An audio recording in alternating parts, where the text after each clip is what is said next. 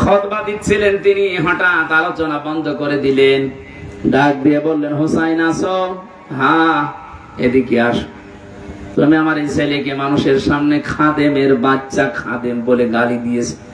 হ্যাঁ দিয়েছি। কেন দিলে? ম্যাজিস্ট্রেট কোর্ট থেকে যদি আপনি ন্যায় বিচার না পান, বলতে পারবেন না যে আমি ন্যায় বিচার পাইনি। কয়েকদিন আগে আমার মামলার হাজিরা ছিল, বিচার নামাতে বিচারপতি ওইটা দেখে বলছে, কি দেখে বিচার করব, এর ভেতরে কোনো মাল ম্যাটারেস নেই, ফেলে দিলে, দা সব খারিজ করে দিয়েছে। আলহামদুলিল্লাহ সুবহানাল্লাহ বলার জন্য না, এই যে দেখার পরে দেখছে কিছু নেই, যেভাবে ছুড়ে ফেলে দিল যে আমি কি দেখে বিচার করব। এই যে ছুড়ে ফেলে দিল, এর আরবিতে ফা ব্যবহার করা। ওপরে বর্ণিত যে গুণগুলো আল্লাহর নবী জানালেন, যদি সত্যি আপনার ভেতরে না থাকে, আর আপনার চেহারা সুরত যদিও দরবেশের মতো হয়, ফালাই সামিন না, আপনি নবীর উম্মত না। এবার আসেন তো হাদিসটা বাস্তবে দেখি আমাদের ভেতরে আছে কিনা। মাল্লাম ইয়ারহাম সাগীরানা, যারা ছোটদেরকে স্নেহ করে না। ছোট কারা? বয়সে যারা ছোট নাকি? না, শুধু এরা না, আপনি যেখানে আছেন ওই জায়গার নিচে যারা আছে প্রত্যেকে আপনার কাছে ছোট। আপনি যে চেয়ারে আছেন, আপনার নিচে যত চেয়ার আছে সবাই আপনার কাছে ছোট। কথা বুঝতেছে? সুতরাং ছোটদেরকে স্নেহ করা লাগবে। আলাম ইউআক্কির কাবীরানা, যারা বড়দেরকে শ্রদ্ধা জানায় না, সম্মান দেয় না। বড় কারা? যারা বয়সে বড় নাকি? না না, বয়সে বড় সারা আবু সাহেব তো আমার বয়সে বড়। বড় কারা এ কথা বলবে কোরআন শরীফ। কে বলবে বলেন তো? আল্লাহ রাব্বুল আলামিন বলেন, ইন্না আকরামাকুম ইনদাল্লাহি আতকাকুম ইন্নাল্লাহা আলিমুন খাবীর। সূরা হুজুরাতের ভেতরে আছে 13 নম্বর আয়াতের শেষের দিকে, অবশ্যই আমি আল্লাহর কাছে সবচাইতে সম্মানিত, সবচাইতে বড়, যার ভেতরে আল্লাহর ভয় বেশি। এখন আল্লাহকে বেশি ভয় করে কারা? কোরআনে কারীম জানিয়েছে, ইন্নামা ইয়াখশাল্লাহা মিন ইবাদিহিল উলামা। সূরা ফাতিরের 28 নম্বর আয়াতের মাঝে আছে, অবশ্যই পৃথিবীতে যত বান্দা বান্দী আমি বানিয়েছি, সবচেয়ে বেশি ভয় আমি আল্লাহকে করে আলেমরা। কারা? আলেম কারা? আল্লাহ পাক জবাব দিচ্ছেন, আলেম কারা? ওমান আযলামু মিম্মান কাতামা শাহাদাতান ইনদাহু মিনাল্লাহ। সূরা বাকারা প্রথম নাম্বার পারার 20 নাম্বার পৃষ্ঠার 13 নাম্বার লাইনের 140 নাম্বার আয়াতের মাঝের অংশে আছে। এটা তাফসীরে ফি জিলালিল কোরআন সাজ্জিদ কুতুব বর্ণনা দিচ্ছেন।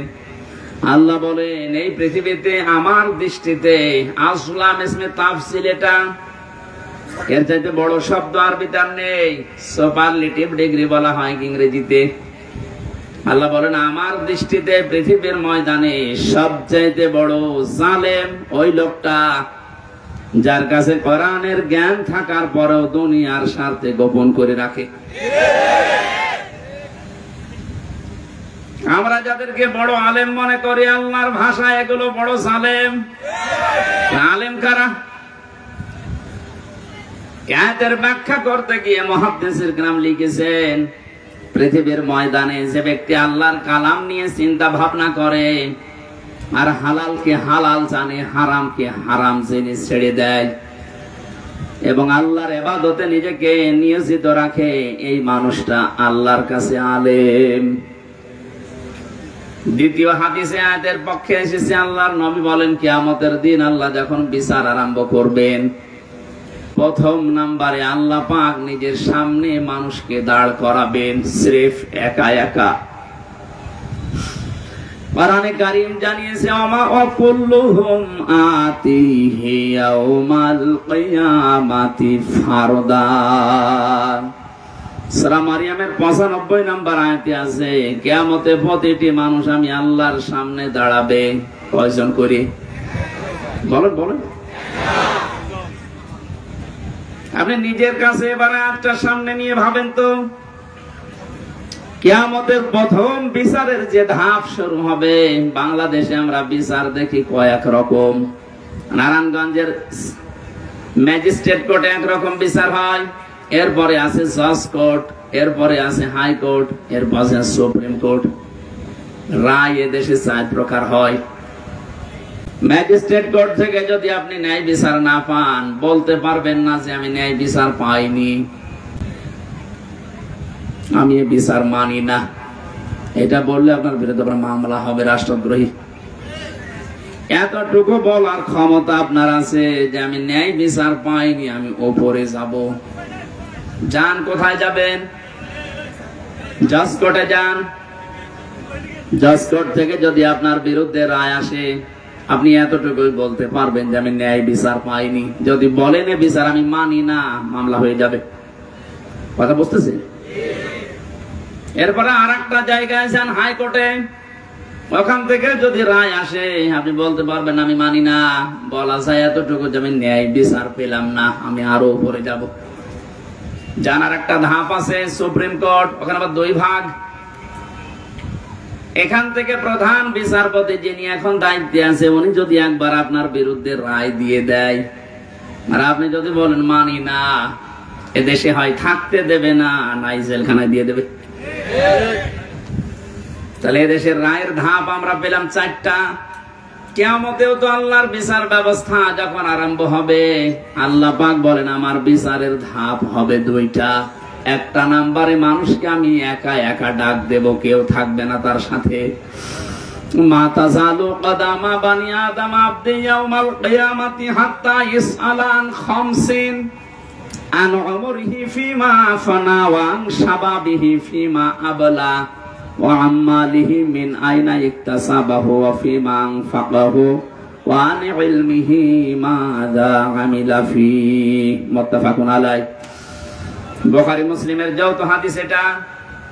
আল্লাহ পাক বলেন প্রত্যেকটি বনি আদম সন্তানকে আমার সামনে দাঁড় করাবো, ওর আশেপাশে কেউ থাকবে না, ও আর আমি ছাড়া। 5টা প্রশ্ন করব একে একে। সঠিক জবাব দেওয়ার আগে সামনেও যেতে পারবে না, পেছনেও যেতে পারবে না, জায়গায় দাঁড়িয়ে থাকবে। নারায়ণগঞ্জবাসী, এই হাদিসটা এবার নিজের সাথে একটু দাঁড় করান। আপনি মনে করেন একা একা দাঁড়িয়ে আছি আল্লাহর সামনে। আমার এখন 33 বছর বয়স, আপনার তো 50, 60, 70, 80 বছর। বলেন তো এখন যদি আপনার 80 বছরের জবাব আল্লাহ জিজ্ঞাসা করে, জবাব দেওয়ার মতো জীবন আপনি তৈরি করেছেন? মাঝে মাঝে একা একা থাকলে আমার মনে হয় আল্লাহ পাক যদি বলে হামজা 2024 সালের আগস্ট মাসের 31 তারিখ পর্যন্ত তোরে মাফ করে দিলাম, যা। শুধু সেপ্টেম্বরের 1 থেকে 17, এই 17 দিনের জবাব দিয়ে জান্নাতে চলে যা।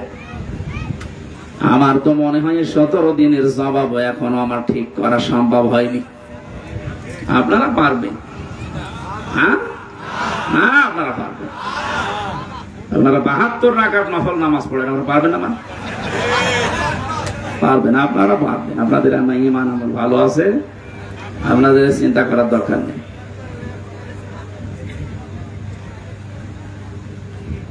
আমি একটু দাবি করছি যে ঘন্টাখানিক আপনারা কথা বলবেন না। যাই করেন, দাঁড়িয়ে থাকেন, বসে থাকেন, চলে যেতে মন বলে চলে যাবেন, কিন্তু কথা বলবেন না। এটা রাখা যাবে না? এরপরে যদি কেউ কথা বলেন, সে মুনাফিক। কারণ কথা দিলেন আপনি। এবার দেখেন তো কথা কেউ বলে কিনা। ওই যায়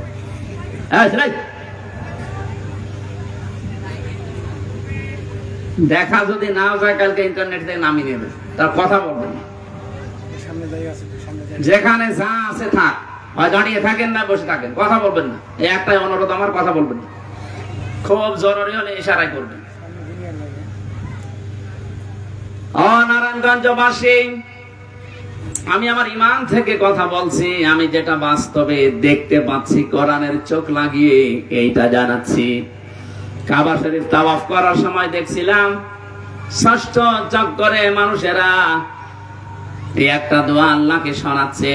হাজরে আসওয়াদ থেকে রুকনে ইয়ামিনী এই জায়গাটা পার হওয়ার সময় দোয়াটা মানুষ পড়ে, আল্লাহুম্মা ইন্না আলাইয়া হুকুকান ফীমা বাইনি ওয়া বাইনিকা। ও আমার মালিক, আমি তোমার গোলাম, তোমার ঘর সামনে নিয়ে আমি ঘুরছিলাম, তাওয়াফ করছিলাম, প্রদক্ষিণ করছিলাম। একটা কথা কিন্তু আমি জানিয়েছি যে আমি তোমার মালিক, গোলাম তুমি আমার মালিক। এই দুইজনের ভেতর অনেক দিন পাওনা আছে। আমি গোলাম হিসাবে যা যা তোমার কাছে পাবো সব তুমি দিয়ে দিয়েছো। তুমি নেই থেকে আমাকে হামজা বানিয়েছো। কোন নাম পরিচয় আমার দুনিয়ায় ছিল না। হাল আতা আলাল ইনসানি হিনুম মিনাদ দাহরি লাম ইয়াকুন শাইআম মাযকুরা। কোন নাম পরিচয় আমাকে উল্লেখ করার মতো কিছু ছিল না দুনিয়ায়, সেখান থেকে তুমি আজ আমাকে হামজা বানিয়েছো। আমার কিছু ছিল না, সব আমার আজকে আছে। যা পাওয়ার আমি বান্দা হিসাবে, গোলাম হিসাবে সবই তো পেলাম, কিন্তু তুমি আমার মালিক, তুমি তো কিছু দাবি করো আমার কাছে। আমি দাবি অনুযায়ী তোমাকে কিছুই দিতে পারিনি, তবে একটা সম্পদ আমার কাছে আছে, সে সম্পদের নাম তুমি আমাকে মাফ করে দাও।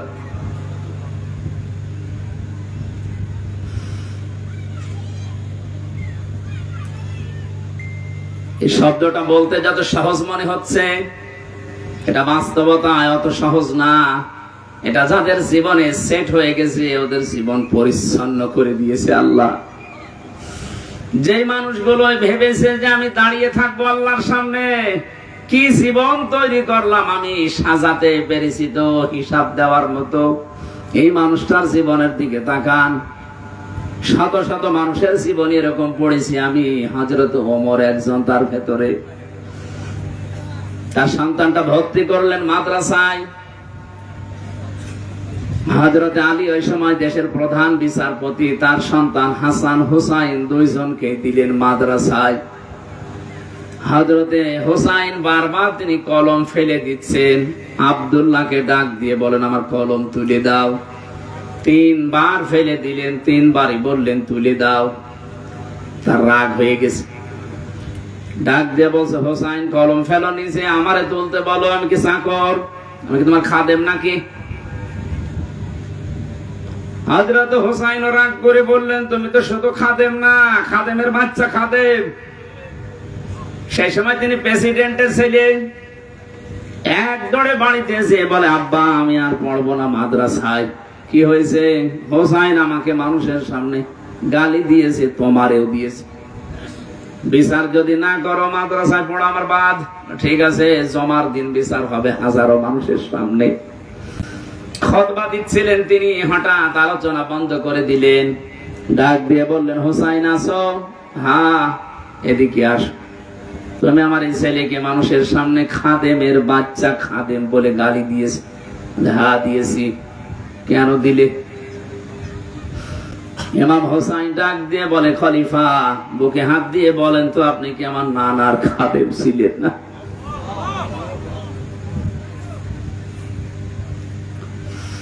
হযরত ওমরের কথা বন্ধ হয়ে গেছে, চোখ দিয়ে দরদর করে পানি ঝরছে। সামনে ডেকে বললেন এদিকে আসো, যে কথা বললেন এটা কি লিখে দিতে পারবে? কাগজ কলম নিয়ে আসে। খেজুরের পাতা নিয়ে এসেছে, উনি লিখে দিলেন এ ওমর আমার নানার খাদেম ছিল, আমি দেখেছি। ইতি হুসাইন ইবনে আলী। সই করে দিলাম, যা। কাগজটা হাতে নিয়ে জমা খেলেন। ডাক দিয়ে বলেন নবীর সাহাবীরা, বিচার হয়ে গেছে, আর কিছু লাগবে না। ছোট মানুষ তো হুসাইন বোঝে না, আব্দুল্লাহ বোঝে না, বলে বাবা বিচার তো শুরুই করলে না, হয়ে গেল কি করে? হযরত ওমর বলে সন্তান, যে বিচার করেছি দুনিয়া না আখিরাতেও কাজে লাগবে। আমি যখন মারা যাব এই কাগজটা আমার কাফনের ভেতরে দিয়ে দিও। ময়দানে মাহশরে যখন আল্লাহ পাক তার বিচারের প্রথম স্টেপে আমাকে ডাকবে, জীবনের কিছু যদি আল্লাহর ভালো না লাগে, এই কাগজটা তুলে দেখাবো, মাবুদ আমার জীবনের কোনো কিছু যদি তোমার কাছে কবুল না হয়, পছন্দ না হয়, এই কাগজটার দিকে একটু তাকাও, তোমার নবীর নাতি লিখে দিয়েছে আমি নবীর খাদেম ছিলাম, এই ওসিলায় হলে তুমি আজকে আমারে মাফ করে দাও। হিসাবে শব্দটা শুনতে যত ছোট মনে হচ্ছে, বিশাল ব্যাপার এটা। মানুষের ভেতরে যতদিন পর্যন্ত 100 ভাগ এটার বিশ্বাস জন্মাবে না, ওর জীবন ততদিন পরিচ্ছন্ন হওয়া সম্ভব না।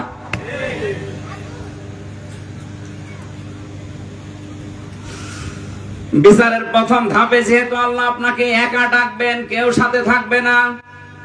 5 নম্বর যে প্রশ্নটা, এইটাই আমার আসল বিষয় আজকে।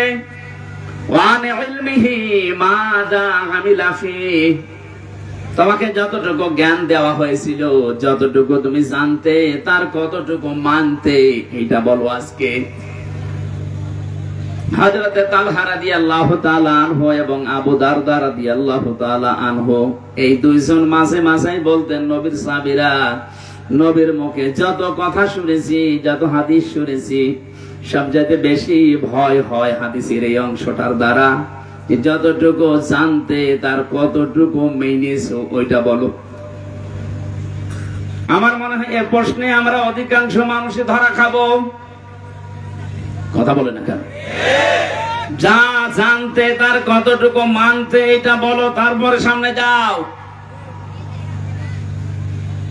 এখানে জ্ঞান অনুযায়ী যারা আমল করে, এরা আল্লাহর ভাষায় আলেম। জ্ঞান অনুযায়ী যার আমল নেই, আল্লাহর ভাষায় জালেম। তাহলে বড় কারা? আমি বোঝাতে চেয়েছিলাম, আল্লাহর ভয় যাদের ভেতরে আছে, এরা আল্লাহর কাছে বড়। আল্লাহকে বেশি ভয় করে আলেমরা।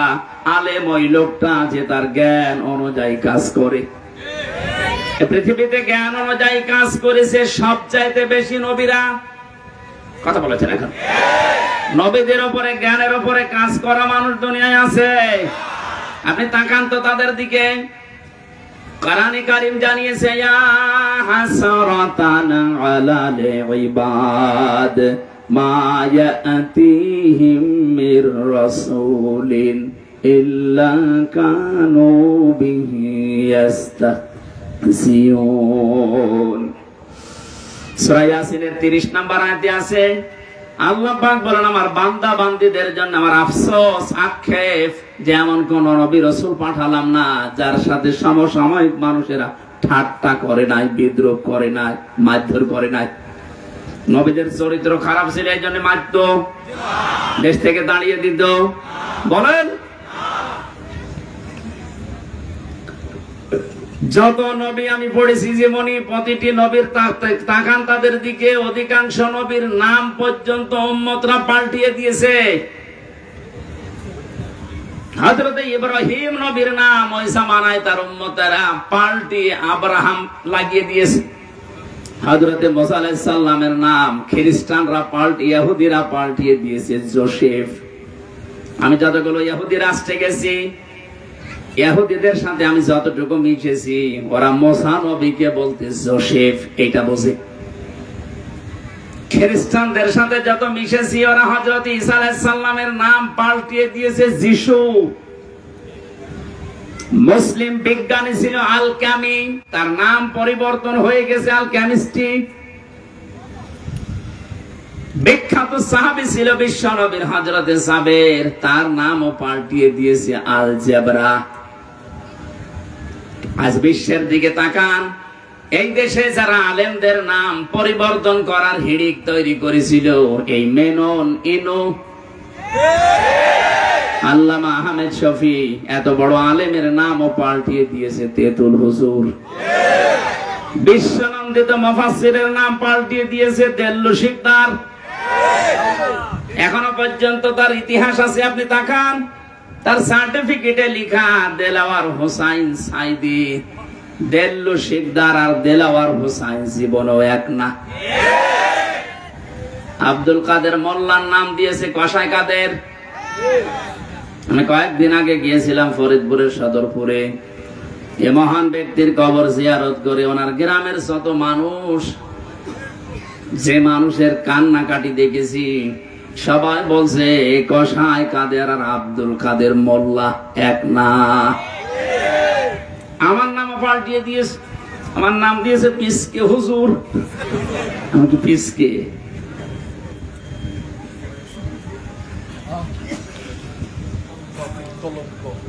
এই যে নাম সারা পাল্টিয়ে দেয়, পরিবর্তন করে দেয়, এ মানুষগুলো আল্লাহর বা আল্লাহর নিজের কাছে তারা জালেম।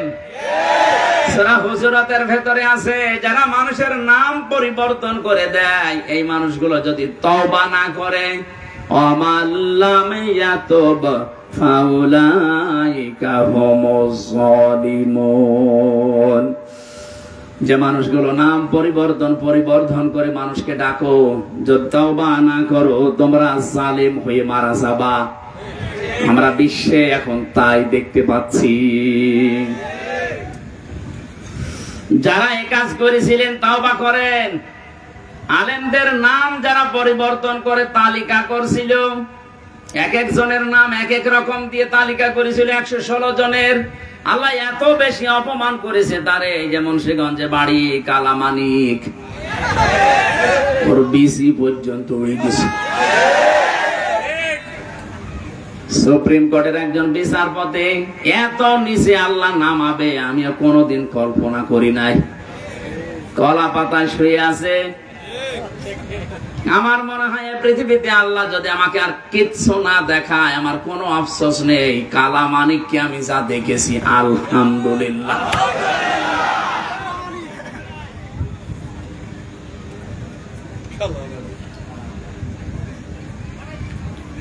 এবার আসেন তো যে কথা বলতে চাচ্ছিলাম, আল্লাহর কাছে বড় যেহেতু আলেমরা, এদের সম্মান, মর্যাদা, ইজ্জত, শ্রদ্ধা এটা দেওয়া লাগবে, নয়তো আপনি নবীর উম্মত হতে পারবেন না।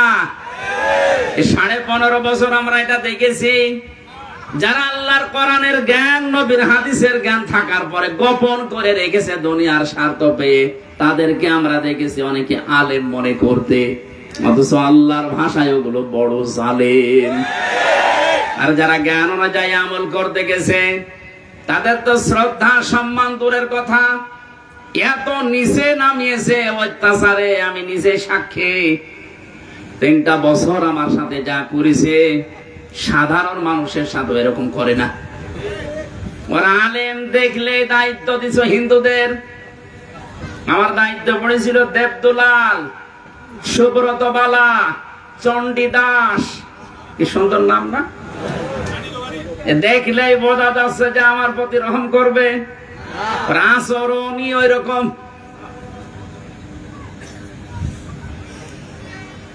কেন একজন মুসলমান যদি দিত অন্তত কিছু না কিছু হলেও তার ভেতরে যেহেতু আল্লাহ একজন আছে বিশ্বাস ছিল, সে আলেম দেখলে মনে করতো না, আর যাই করি অন্তত এর সাথে খারাপ কিছু করলে আল্লাহ আমারে ছাড়বে না। এমন মানুষকে দিয়েছে তো আল্লাহ পরকাল জানে না, আলেমোসা জালেমতা। মাটির নিচে নিয়ে আমার 11 ঘন্টা টাঙিয়ে রেখেছিল।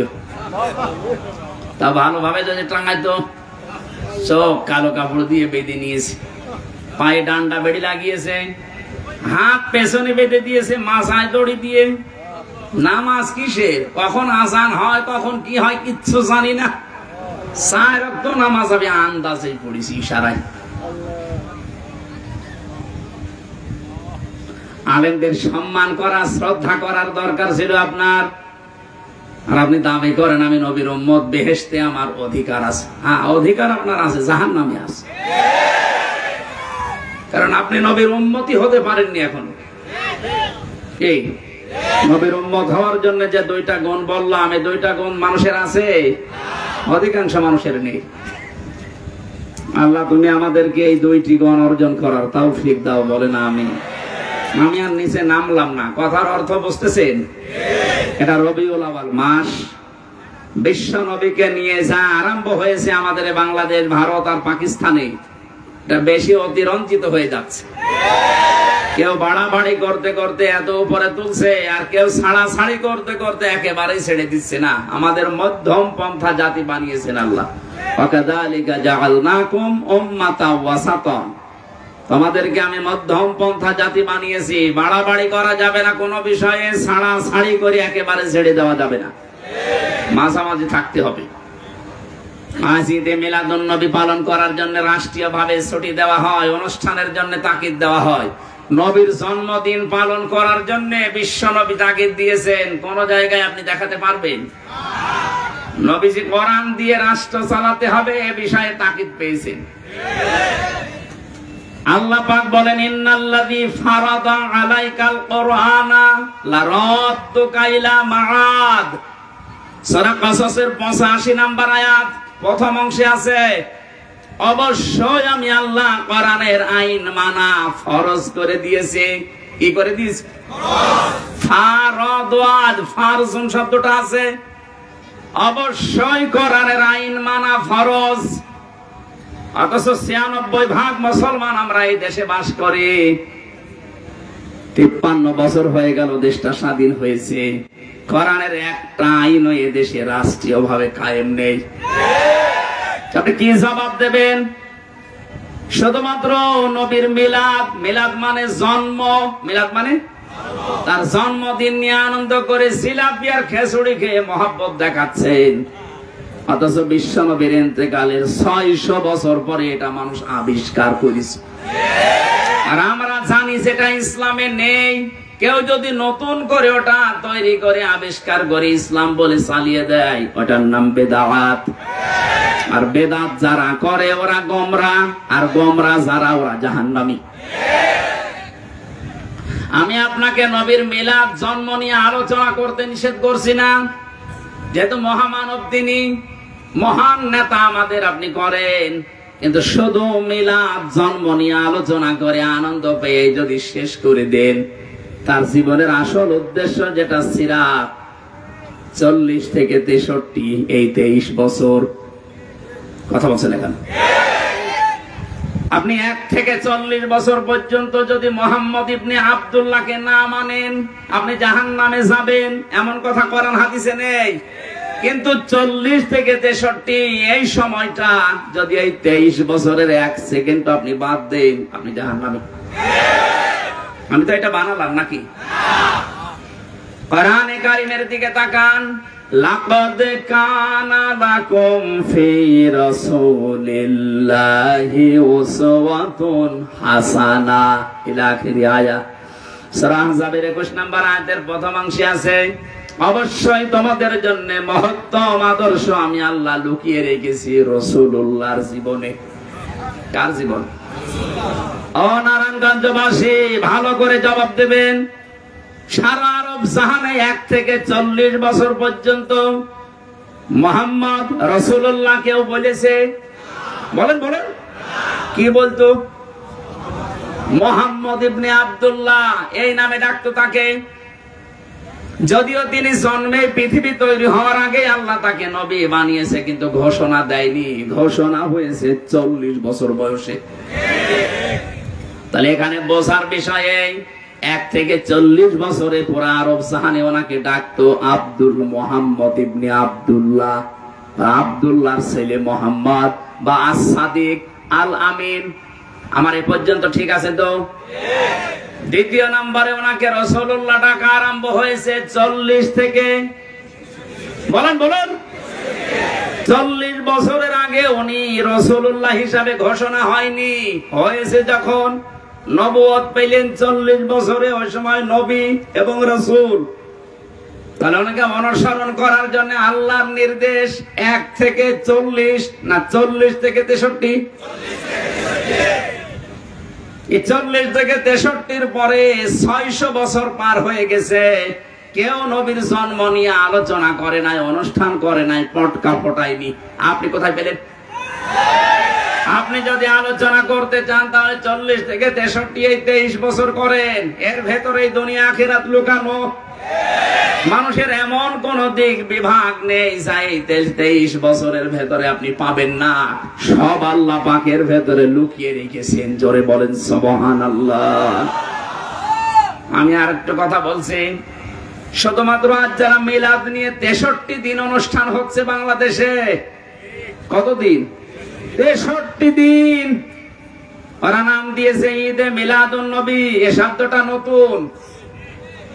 আল্লাহর পক্ষ থেকে আমাদের নবীর কাছে 2টা ঈদের ঘোষণা এসেছে, ঈদুল আযহা, ঈদুল ফিতর। এ বাদে কোনো ঈদ আমাদের নেই। যারা এই নতুন ঈদ বানিয়ে আনন্দে আছেন, কান খাড়া করে শোনেন। আমি আপনার শত্রু না, আপনাকে আমি বাঁচাতে চাই। শুধুমাত্র জন্ম নিয়ে, মিলাদ নিয়ে যারা পড়ে থাকেন, নবীজের 2 চাচা ছিল এরকম, সাল মিলাদে জন্মে তারা খুশি। একজন আবু তালেব আর একজন আবু লাহাব। আপনি তাদের 2 জনের পুরা জীবনী পড়ে দেখেন, 2 জনেই জন্মে আনন্দ করেছে। এত বেশি আনন্দিত ছিল আবু লাহাব, নবীজির জন্মের কথা শোনার পরে নিজের বাদী পর্যন্ত আজাদ করে দিয়েছে। যা আর একজন চাচা আবু তালেব নিজের সন্তান আলীকে কাছে রাখতো না। নবীর জন্মের পর থেকেই যে কয় বছর বাইরে ছিল, এরপরেই নবীজির দাদা ইন্তেকালের পর থেকে নবীকে সে নিজের বুকের ভেতর রাখতো। এই 2 জন চাচার পড়া জীবনী আমি পড়ে দেখেছি। এরা এত আনন্দিত, এত খুশি নবীর মিলাদে, নবীর জন্মে। কিন্তু 2 জনেই জাহান্নামী। 2 জনে কি? এরা যে জাহান্নামে যাবে তার প্রমাণ আল্লাহ কোরআনে দেয়নি? বলেন। সূরা কসসের 56 নম্বর আয়াত তার প্রমাণ, সূরা লাহাবের 3 নম্বর আয়াত তার প্রমাণ। সায়াসলানা রমদাতাল লাহাব, অতি শীঘ্রই আমি আবু লাহাবকে লেলিহান আগুনে প্রবেশ করাবো। তার মানে এখান থেকে যে শিক্ষা বের হয়, শুধু নবীর মিলাদ নিয়ে, জন্ম নিয়ে যারা মাতামাতি করেন, আনন্দ করেন, জিলাপি খিচুড়ি খেয়ে শেষ করে দিচ্ছেন, আপনিও আবু লাহাবের মতো, আবু তালেবের মতো জাহান্নামে যাবেন।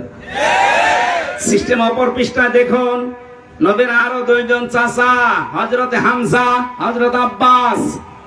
এই 2 জন চাচা শুধু নবীর জন্মে খুশি না, শুধু নবীর মিলাদে খুশি না, তারা নবীর সিরাতে, তারা নবীর জীবন পেয়ে খুশি। এই 2 জনের জীবনী পড়ে দেখেন তো।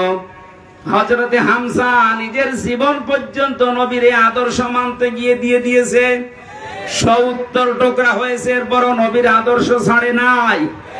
আর এক চাচা হযরতে আব্বাস, তিনি নবীর আদর্শ পেয়ে এত খুশি ছিলেন, তার যে হাদিস বর্ণনা করা, মান সাকাতুল ঈমান মান রাদিয়া বিল্লাহি রাব্বা ওয়া ইসলামি দীনা ওয়া মুহাম্মাদির রাসূলিল্লাহ সাল্লাল্লাহু আলাইহি ওয়াসাল্লাম নাবিয়্যা ওয়া রাসূলা, রাহু মুসলিম।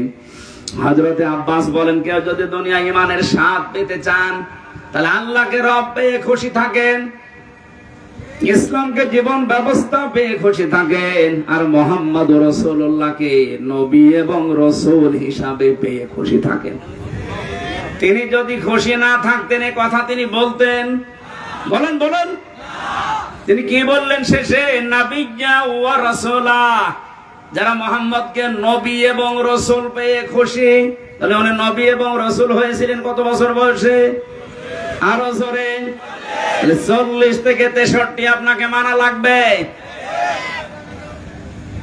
সেই নবীর জীবনে আমি 31টা পাঠ পেয়েছি। পুরা জীবনটা পড়ে আমি 31টা পাঠে ভাগ করেছি। একটা ভাগ আজকে আপনাদের সামনে রবিউল আউয়াল মাসে, যেহেতু কালকে 12 তারিখ ছিল, আজকে 13 তারিখ, গুরুত্বপূর্ণ সময়ে তার সিরাত থেকে, তার আদর্শ থেকে কি নেওয়া দরকার আমাদের, 31টা পাঠের মাত্র একটা পাঠ নিয়ে আজকে আলোচনা করব। আমার আজকের আলোচনার বিষয় হচ্ছে নবীর আচরণ। কি বললাম? বলেন বলেন। অনেকে মনে করে এটা দুনিয়ার বিষয়, আচরণ, ব্যবহার, আচার আচার না, এটা আখিরাতের সাথে সম্পৃক্ত। বিশ্বনবী বলেন, মানুষকে সবচেয়ে বেশি জান্নাতে নিয়ে যাবে মানুষের আচরণ আর আল্লাহর ভয়। সুবহানাল্লাহ বলতে পারেন নাই? আকুলু লিন্নাসি হুসনা। মানুষের সাথে যদি কেউ আচরণ করতে গিয়ে, ব্যবহার দেখাতে গিয়ে হাসি মুখে কথা বলে, তাও সাদকা দেওয়ার সওয়াব হয়। 31টা পাঠ ভাগে ভাগে যদি কথা বলতে হয় পুরা কোরআন আল্লাহর নবীর চরিত্র, আমরা একটা পাঠ বেছে নিলাম, আচরণটা দেখি। আল্লাহ পাক কি আচরণ তাকে দিয়েছিলেন? কোরআনে কারীম জানাচ্ছে ওয়া ইন্নাকা লাআলা খুলুকিন আযীম। হে নবী, আপনি মহান চরিত্রের উপরে প্রতিষ্ঠিত। এখানে যারা আলেম আছে তাদেরকে বলছে এটা আযীম, এই শব্দ আল্লাহ কোন নবীর নামের সাথে দেননি। আল্লাহ পাক নবীদেরকে বিভিন্ন সময় তার নিজের নামটা দিয়েছিলেন, গুণবাচক নাম, যেমন হালিম। আল্লাহ ইসমাইল নবীকে হালিম বলে ডাক দিয়েছিলেন। হালিম মানে চাচা হালিম, কি হালিম মানে সহনশীল, ধৈর্যশীল।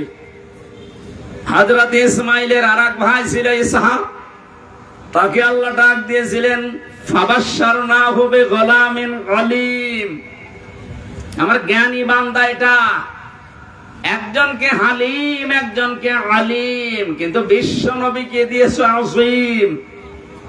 এত বড় মহান চরিত্র আপনাকে আমি দিয়েছি, কিয়ামত পর্যন্ত মানুষ শুধু অনুসরণ করে যাবে, কোল কিনারা পাবে না।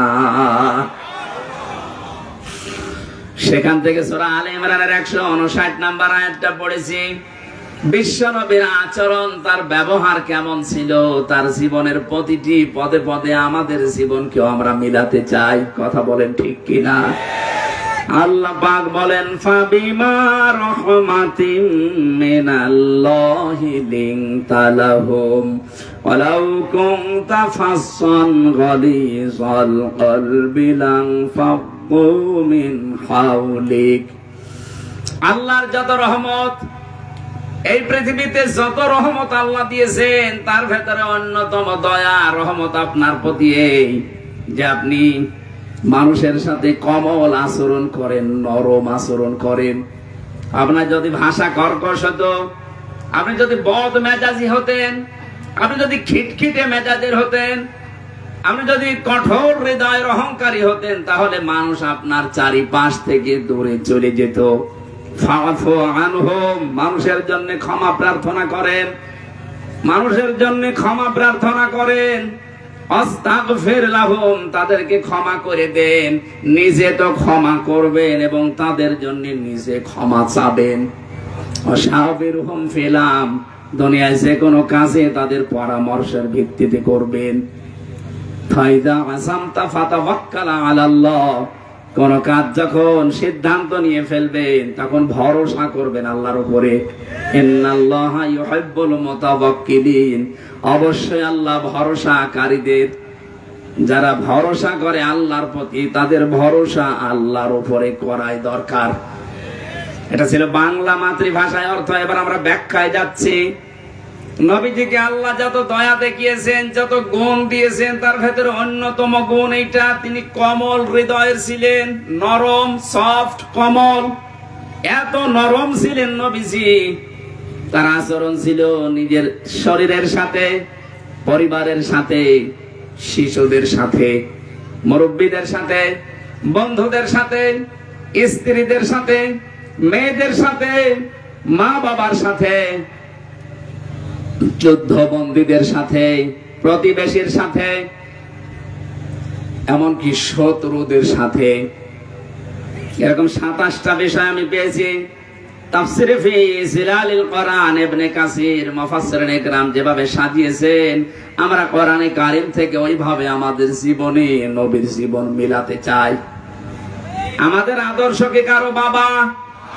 বলেন বলেন। আমাদের আদর্শ কারো স্বামী, কারো চাচা? আমাদের আদর্শ একমাত্র, কেবলমাত্র, শুধুমাত্র বিশ্ব নবী মুহাম্মদুর রাসূলুল্লাহ সাল্লাল্লাহু আলাইহি ওয়াসাল্লাম। কালকে ধর্ম উপদেষ্টা ঘোষণা দিয়েছে, এদেশ থেকে যদি টাকা পাচার বন্ধ করতে চান, এদেশ থেকে যদি চাঁদাবাজি বন্ধ করতে চান, কিয়ামতের আগে বন্ধ করতে পারবেন না, যতদিন পর্যন্ত বিশ্ব নবীর আদর্শ কায়েম না হবে। টাকা পাচার বন্ধ হয় না, চাঁদাবাজি যে বন্ধ হয় না, এটা 5 তারিখের পর থেকে আমরা অনেকে দেখেছি। কথা বলেন না কেন? এর আগে ছিল যেভাবে প্রকাশ্যে, হয়তো 5 তারিখের পরে অনেকে গোপনে আরম্ভ করেছিল।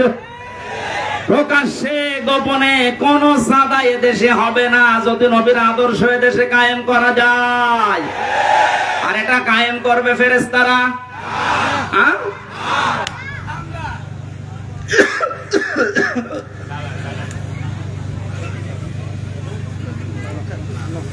কিছু লাগবে না।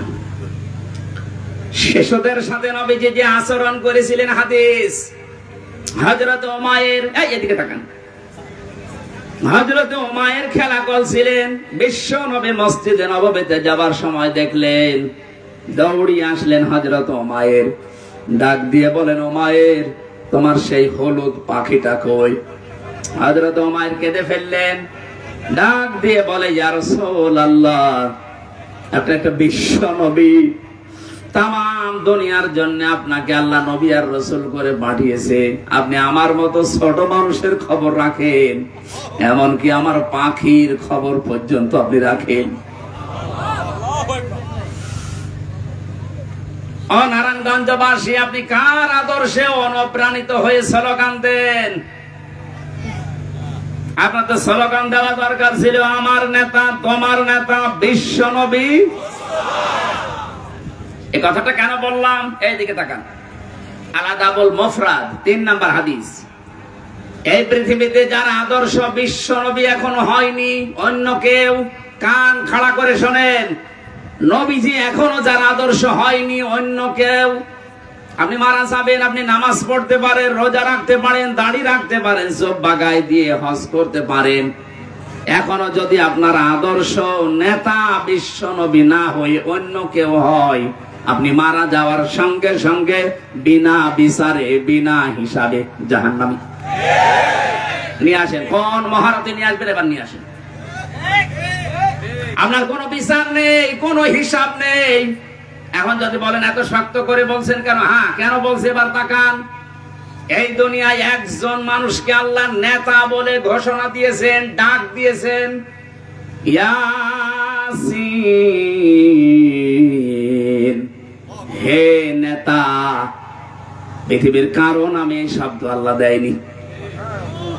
কোরআন শরীফের ভেতরে আল্লাহ 7টা নামে নবীকে ডাক দিয়েছেন, বিশেষ করে তার ভেতরে ইয়াসিন 1 নাম্বার, 2 নম্বরে তহা, 3 নম্বরে আব্দুন বা আব্দুল্লাহ, 4 নম্বরে মুদ্দাসসির, 5 নম্বরে মুজাম্মিল, 6 নম্বরে আহমদ, 7 নম্বরে মুহাম্মদ। এই 7টা নামে আল্লাহ বিশেষ করে ডাক দিয়েছেন, তার 1 নম্বরে ইয়াসিন। আল্লাহ ঘোষিত নেতা একজন। কয়জন? আপনার বিবেকে নাড়া দেয় না? এই একজনকে বাদ দিয়ে আপনি কার সামনে ঘোরেন, কার পেছনে থাকেন? পাগল হলেও তো কাজ করা ঠিক না। আশা করছি সব ভুলে যাবেন। এই পৃথিবীতে বিশ্ব নবী ছাড়া আমরা কাউকে আদর্শ নেতা মানি না। এখন যদি বলেন তাহলে ইসলামী দলে দেশে যারা আছে তারাও তো তাদের নেতা আছে। হ্যাঁ, আমরা ওই নেতাকে মানি যে নেতা আল্লাহ রাসূলকে দেখে দেখে চলে। বলেন, আপনি তাকান, এমনও মানুষ আছে যার সামনে দেখলে রাত 12টার পরে তার মাটিতে ঠিক মতো পা পড়ে না, রিকশা ছাড়া বাড়ি যেতে পারে না, কি কি লাল নীল পানি খায়। কথা বলছেন না কেন? খেজুর গাছকে ধাক্কা দিয়ে বলে, বড় ভাই সাইড দেন, আর কতক্ষণ দাঁড়াবো। এই লোকটা যদি হয় আপনার আদর্শ, কোরআনে কারীম কি জানিয়েছে? ইয়াউমা নাদউ কুল্লা উনাসিম বিইমামিহিম। সূরা বানী ইসরাঈলের 72 নম্বর আয়াতের প্রথম অংশে আছে, আল্লাহ বলেন কিয়ামতে প্রতিটি মানুষকে বিচারের দ্বিতীয় ধাপে, ওই যে ম্যাজিস্ট্রেট কোর্টস, জজ কোর্ট বলছিলাম না, আমার আল্লাহ বলেন প্রথমে তো তোরে একা ডাকবো, দ্বিতীয় সিস্টেমে এবার তোরে একা না, তোর ইমামের সাথে, তোর নেতার সাথে ডাক দেব। নারায়ণগঞ্জবাসী, আমি বিবেককে প্রশ্ন করছি, আপনার যে নেতার আদর্শ মতো চলেন আর গর্ব করে বলেন আমি অমুক নেতার সৈনিক, বলেন তো ওই লোকটা কিয়ামতে আপনার সামনে থাকবে, আপনি থাকবেন পেছনে? যেই লোকটা আপনার সামনে, যার চরিত্র আপনি জানেন, কথা বলছেন না কেন? যার সূরাত সিরাত আপনি দেখেছেন, সে যে কি করে আপনি এতদিন পর্যন্ত দেখতেছেন, এই লোকটার সামনে পেছনে আপনি ওকে যদি আল্লাহ কিয়ামতে দেখে, আপনার কি মনে হয় যে আল্লাহ ওকে মাফ করবে? ওর সূরাত সিরাত দেখে তো আল্লাহর রাগ হয়ে যাবে। ওর রাতের চরিত্র একরকম, দিনেরটা আর একরকম। আপনি নিজে এখন বলছেন ঠিক আমাকে মাফ করবে না, তাহলে আছেন কেন? কথা বলেন না কেন? এই মুহূর্তে সিদ্ধান্ত পাল্টান। যাকে দেখলে অন্তত আল্লাহর মায়া লাগবে এরকম নেতা দেশে নেই। আমার নিজের দেখা, আমি নিজে জেলখানার ভেতরে দেখেছি। তার সূরাত সিরাত, তার আমল, তার তাওয়াক্কুল, আল্লাহর প্রতি ভরসা, ইখলাস। আমার মনে হয় আল্লাহর নবী মুহাম্মদুর রাসূলুল্লাহ সাল্লাল্লাহু আলাইহি সাল্লাম দুনিয়ায় যা যা বলেছেন করেছেন, তার একেবারে পা থেকে মাথা পর্যন্ত সব দেখা যাচ্ছে। যাকে দেখলে আল্লাহর কথা মনে হয়, আল্লাহর জিকির স্মরণ হয়। আর আমি এমন নেতার আদর্শ মানি যার ভেতরে নবীর কোন সুন্নত নেই, আদর্শ নেই, ও দেখলেই মনে হয় টাটকা একটা শয়তান। খালি 72 রাকাত নামাজই যা পড়ে, তাছাড়া আর কিছু নেই। তাহলে এমন মানুষকে আপনি নেতা মানবেন যাকে আল্লাহ কিয়ামতের দিন দেখলে অন্তত আল্লাহ পাক রাগ করবেন না। তাকে দেখে যদি আল্লাহর মন ভরে যায়, না ঠিক আছে, পেছনে যেটা আছে ওইটাও এরকমই হবে। আর যদি সামনে দেখেন নমো, দরবেশ পর্যন্ত নমো হয়ে গেছে, ওরা যদি আল্লাহ দেখে, যেহেতু পুলিশ পর্যন্ত ওরা চিনতে পারে না, বিডিআর গার্ড যারা, আমার মনে হয় ফেরেশতারাও চিনতে পারবে না। না, আমরা সাবধান হই ভাই। আমি বারবার এই কথা তুলছি এই কারণে, আপনি ধরা খাচ্ছেন বা খাবেন, যার আদর্শ ঠিক নেই, এ লোকটা ধরা খাবে 100 ভাগ। এখনই পরিবর্তন হয়ে যাবে। দুনিয়া একদিকে হয়ে গেলেও আমি আল্লাহ রাসূলকে যে মানে না, ওকে আমি মানি না। ওকে আমি সমর্থন জানাবো, রায় দেব, সুপারিশ করব, এটা কল্পনা করা যায়? সামনে যা আসছে আসুক, যদি দেখি যে এই লোকটার চরিত্র আল্লাহ রাসূলের সাথে মিলছে না, ও আমার বাবা হলেও ওকে আমি ভোট দেব না। এখন তো তখন ভোট, এ তো দুনিয়ার বিষয়। কে বলেছে দুনিয়ার বিষয়? ভয়কাট্য ভোট মানে এটা রায়, সুপারিশ করা, এটা আমানত। তাফসিরে মারিফাতুল কোরআনে আমানাত শব্দের ব্যাখ্যায় বাংলায় লেখা আছে ভয়কাট্য ভোট। এটা হয় রায় দেওয়া, সমর্থন জানানো, সুপারিশ করা, এগিয়ে দেওয়া। এই অর্থগুলো এখানে লেখা আছে। কোরআনে কারীমের সূরা নিসা 5 নম্বর পারার 10 নম্বর পৃষ্ঠা 12 নম্বর লাইনের 85 নম্বর আয়াত। আমি লম্বা করে দলিলগুলো বলতে পারছি না, বাড়ি যেয়ে মিলিয়ে নেবেন। আপনার একটা রায়ের কারণে যদি দেশে আবার সাদাবাজি শুরু হয়, আবার স্বৈরতন্ত্র চালু হয়, আপনার একটা রায়ের কারণে কিয়ামত পর্যন্ত আপনি পস্তাবেন।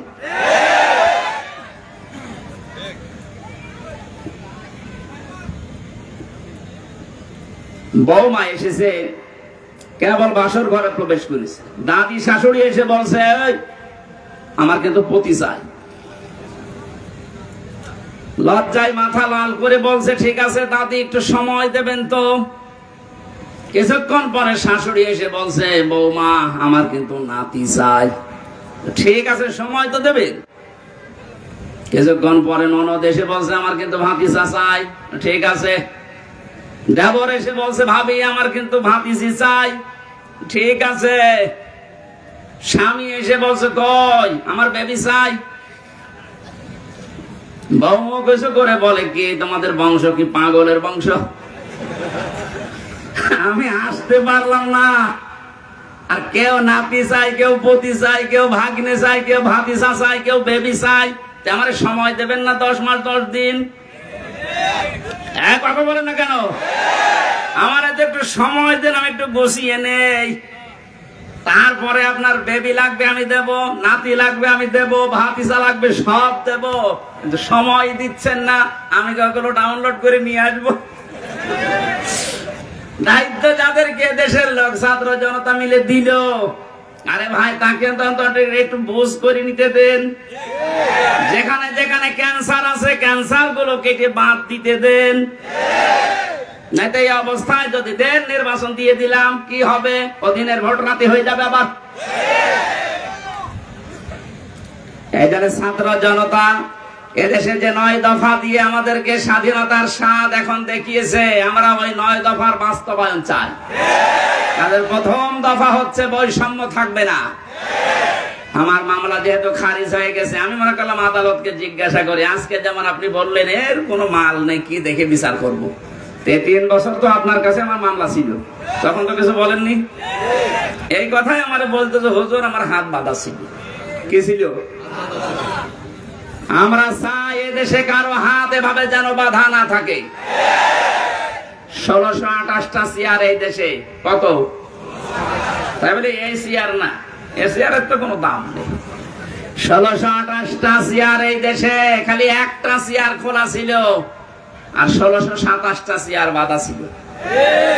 এই জন্য এত দুর্নীতি। 1628টা চেয়ারই যদি খোলা থাকতো একটা চেয়ারের মতো, এই দেশে কেউ দুর্নীতি করে ছাড় পেত না। একটা দেশ কতটা রসাতলে গেলে কেন্দ্রীয় মসজিদের ইমাম পর্যন্ত পালিয়ে যায়। বাইতুল মুকাররমের ইমামও পালিয়ে গেছে। আর কোথায়, আর কে পালাবে না বলেন? বাকিগুলোর তো ভয় একটু আছে, ওই ইমামই যদি পালিয়ে যায় মুসল্লি তো আগে পালাবে। এই জন্য আমরা যেহেতু প্রথম দফায় দিয়েছি যে বৈষম্য থাকবে না, কারো হাত বাঁধা থাকবে না, সব হাত খোলা থাকবে।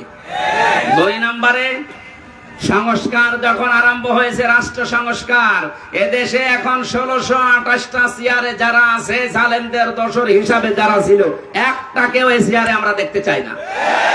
এই চেয়ার থেকে সবগুলো অপসারণ করে বৈষম্যের শিকার যারা যারা ওএসডি হয়েছিল তাদেরকে ওই চেয়ারে বসা।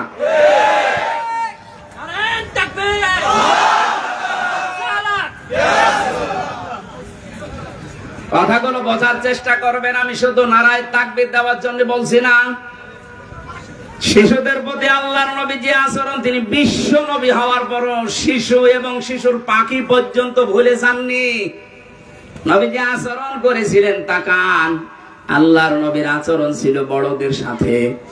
বিশ্ব নবী মুহাম্মদুর রাসূলুল্লাহ তো এই হাদিসটা এই জন্যই বলেছিলেন, যারা বড়দেরকে শ্রদ্ধা করো না, সম্মান দাও না, আমি নবী বলছি তারা আমার উম্মতের দলভুক্ত হতে পারো না। বলেন নাউজুবিল্লাহ। তার আচরণ ছিল যুদ্ধবন্দীদের সাথে, যুদ্ধবন্দীদের সাথে তার যে আচরণ, আমরা আজকে কারাবন্দীদের সাথেও সে আচরণ করতে পারছি না। কারাবন্দীদের সাথে আচরণ 3 রকম হয়। আমি কাশিমপুর কেন্দ্রীয় কারাগারে ছিলাম, হাই সিকিউরিটিতে, ওখানে 3 রকমের আচরণ পেয়েছি। আমার তো মামলা একটা ছাগল চুরি মামলাও না, ঠুনকো একটা মামলা দিয়েছে। তারপর আমার রেখে দিত ফাঁসির কন্ডেম সেলের ভেতরে। বিশ্বনবী আচরণ করেছিলেন তাকান, যুদ্ধবন্দী যারা তাদেরকে তো মেরে ফেলার কথা, অথচ হযরতে একজনের জীবনী পড়লাম আজকে, সুমামা ইবনে ওয়াইল রাদিয়াল্লাহু তাআলা আনহু, তাকে তিনি মসজিদে নববীর ভেতরে বেঁধে রেখেছে সাহাবীরা। নবীজি গভীর রজনীতে গিয়ে বললেন, কেমন আছো, কি আচরণ আশা করো তুমি আমার কাছে? লোকটা কেঁদে ফেলেছে, ডাক দিয়ে বলে, মুহাম্মদ যে অবস্থায় আছি তুমি আমারে বাঁচাতেও পারো, মারতেও পারো। নবীদের নাম ধরে বললেন, দেখো এই জামানায় শেষ জামানা না, এরপরে আরেকটা জগৎ আমাদের সামনে আসতেছে। ইসলামের যে সৌন্দর্য গুলো তার সামনে তুলে ধরলেন, একটা একটা করে চলে গেলেন কিছু না বলে। বাড়িতে যে নিজেদের লোক দিয়ে রান্না করলেন ওঠের গোশত আর বকরি, এগুলো পাঠিয়ে বললেন ওকে নিজে খাওয়াও। সাহাবীরা নিজে খাওয়িয়েছে। দ্বিতীয় দিন নবীজি নিজে উঠের দুধ দহন করে গরম অবস্থায় তার কাছে পাঠালেন। মানুষ জামাইদেরকে এত আদর করে না, কথা বলে না কেন? কি করেছিলেন? যুদ্ধবন্দীদের সাথে আচরণ, আর আমরা কারাবন্দীদের সাথে কি আচরণ করলেন আপনি জবাব দেবেন কি? আবার উপর থেকে নির্দেশ দিত সিসি ক্যামেরা দিয়ে 24 ঘন্টা ফাঁসির কন্ডেম সেলের ভেতরে তালাবদ্ধ করে খাবার যেন আমাদের কাছে ভালোটা না যায় ওটা উপর থেকে বসে বসে দেখতো। অথচ এখন যারা রিমান্ডে আছে, দরবেশ, এই আনিসুল, এমেনুল, ইনু, এদেরকে নাকি বাড়ির খাবার খাওয়ানো হচ্ছে, এসি ঘরে থাকতে দিয়েছে। কারা দায়িত্বে আছেন আমি জানি না, প্রকাশ হয়ে যাচ্ছে। কিন্তু বাংলার ছাত্র জনতা যদি একবার আবার রুখে দাঁড়ায়, চেয়ারে কিন্তু আর থাকতে পারবেন না। জালেমরা যা করেছিল, কোরআন যেহেতু জানিয়েছে, ওয়াইনা কাবতুম ফাকিবু বিমিসলি মা উকিবতুম বি, যতটুকু তোমার সাথে করেছে অতটুকু করো। অন্তত আমরা অতটুকু চাচ্ছি, বেশি করার দরকার নেই। 11 ঘন্টা টাঙিয়ে রাখেন শয়তানদের। ব্যারিস্টার আরমানের মতো 8 বছর মাটির নিচে আয়না ঘরে একটু আটকিয়ে রাখেন, খেলা বুঝবে যে কারে কয় দুনিয়া। আবার স্ট্যাটাস দেয়, কি করেছি আমার কুকুরের মতো তাড়িয়ে দিল। কি করেছেন টের পাচ্ছেন না? এদিকে আসেন, চট করে ঢুকে পড়বো। আসেন, চট করে ঢুকে পড়াচ্ছে। সারা বাংলাদেশের 18 কোটি মানুষ যদি আপনাকে মাফ করে দেয়, ব্যারিস্টার আরমানের বউ আপনাকে মাফ করবে না। আয়না ঘরের সাথে যারা জড়িত একটারও কোনো ক্ষমা নেই, কারণ এগুলো মানুষ না, এগুলো কুলাঙ্গার আর জানোয়ার। আমারে মাটির নিচে নিয়েছে আচরণ করতো, আমার মাঝে মাঝে আমার তো কষ্ট হইতো, মাঝে মাঝে মনে হয়তো আল্লাহ ও যা করে গেল। ও বাড়ি যে ওর বোর কাছে থাকে কি করে? ওর তো ঘুম আসার কথা না।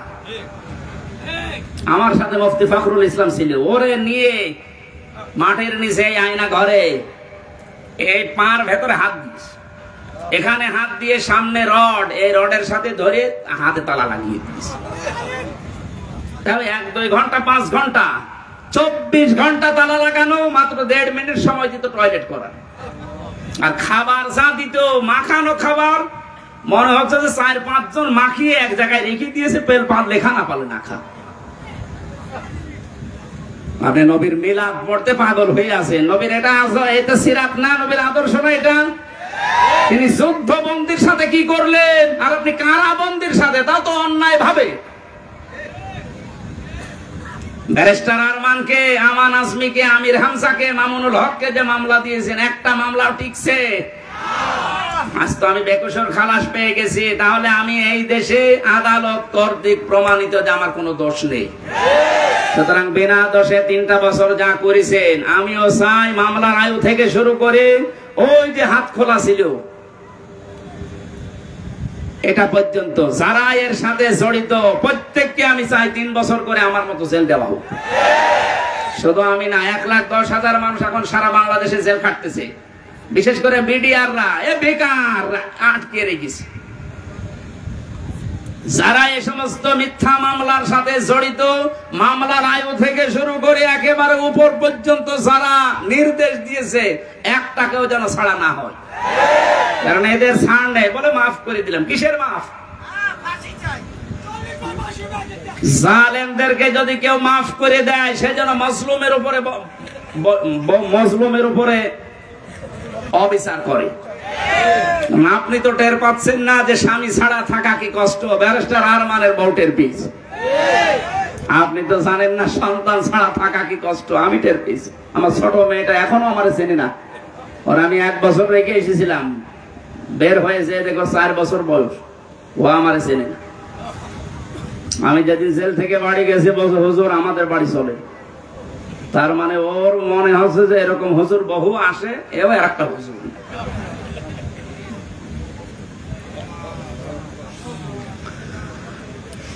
আমরা যুদ্ধবন্দীদের সাথে রাসূলের আচরণ কারাবন্দীদের সাথেও করতে পারি না। আপনি আয়না ঘর বানিয়ে ঘুমাতেন, আমার তো বিশ্বাস হয় না যে এরা ঘুমাতো কি করে। মনে হয় হয় লাল পানি খেত, নাই ঘুমের বড়ি খেত। দ্বিতীয় দিন নবীজি এসে ডাক দিয়ে বললেন, সাহাবীরা সামামাকে ছেড়ে দাও।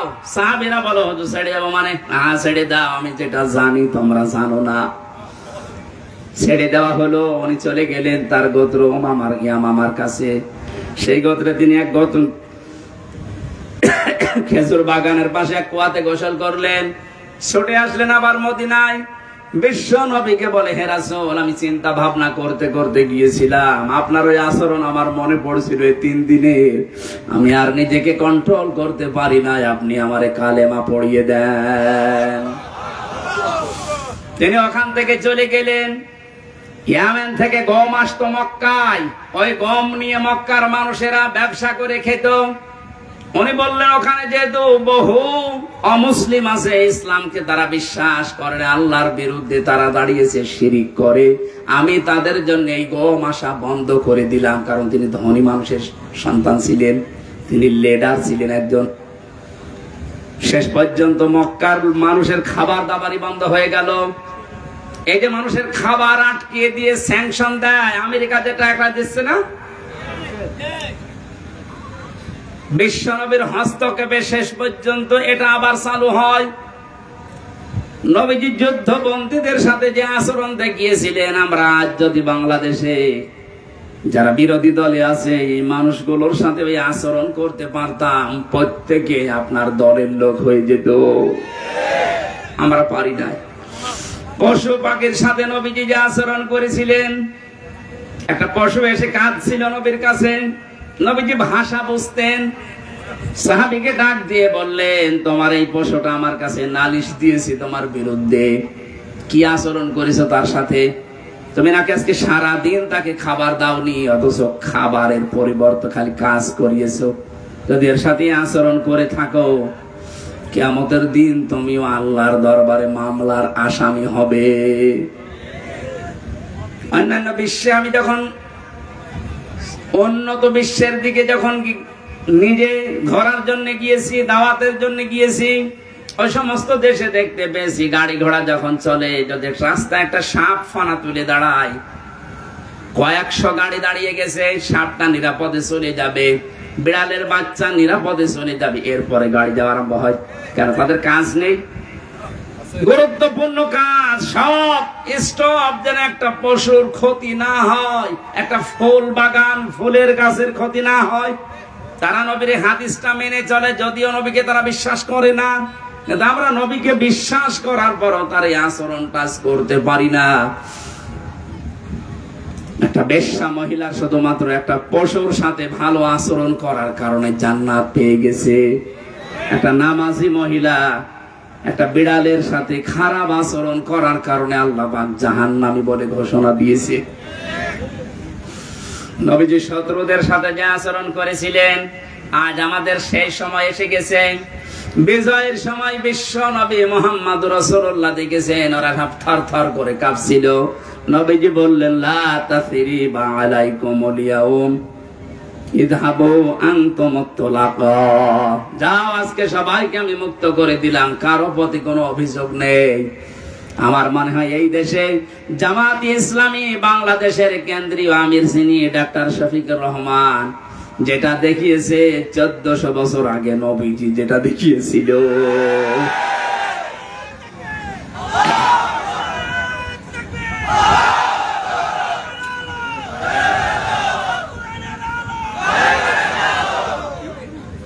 প্রত্যেক জায়গায় নবীজির এই কমলতা আমরা পেয়েছি। আল্লাহ পাক বলেন, নবী আপনার আচরণ যদি কর্কশ হতো, আপনার চরিত্র যদি শক্ত কথা যদি আপনি বলতেন, তাহলে আপনার আশপাশে আপনি মানুষকে ঘেঁষতে দেখতেন না, সব পালিয়ে যেত। সুতরাং আপনি কয়েকটা জিনিস অবলম্বন করেন। আপনার যখন হৃদয় আমি কমল করে দিয়েছি, আপনি ক্ষমা করে দেন তাদেরকে, ক্ষমা চান আপনি তাদের জন্য আল্লাহর কাছে, এবং নিজেও ক্ষমা করে দেন।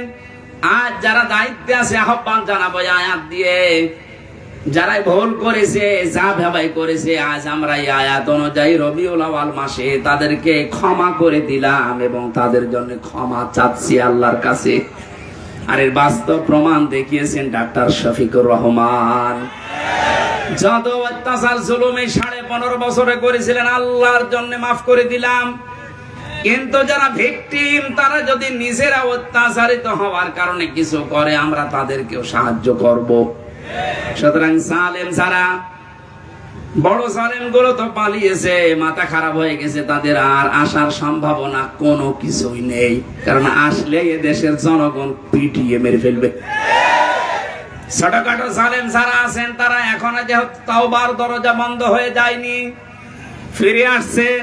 আসেন, আমার বংশেরও বহু ছোটখাটো মাঝারি জালেমেরা তাওবা করে অলরেডি পরিবর্তন হয়ে গেছে। আগস্টের 5 তারিখের ডেটটা পর্যন্ত তারাও সত্য ছিল, কিন্তু বিকাল 5টার পরে যখন সংবাদ চারিদিকে ছড়িয়েছে, আমারে কল দিয়ে বলছে, বাবাজি আমরা সব জামাতি ইসলামী। জামাতি ইসলাম মানে এতদিন যে আপনি বঙ্গবন্ধুকে সেকেন্ড নবী মানতেন, হঠাৎ করে পাল্টিয়ে গেলেন। সুতরাং ওরা যেহেতু পাল্টাচ্ছে, ছোট সালেম মাঝারি সালেম, এদেশে আরো যারা আছেন আশা করছি আপনারাও পাল্টাবেন। গত পরশু দিনের রিপোর্ট পেয়েছি, এদেশে এখনো 100 জনের 14 জন মানুষ সালেমদেরকে সাপোর্ট করে। 100 জনের 28 জন মানুষ জেনারেল যে দলগুলো আছে এদেরকে সাপোর্ট করছে। 100 জনের 58 জন মানুষ এদেশে ইসলাম পন্থী যারা তাদেরকে সাপোর্ট করছে।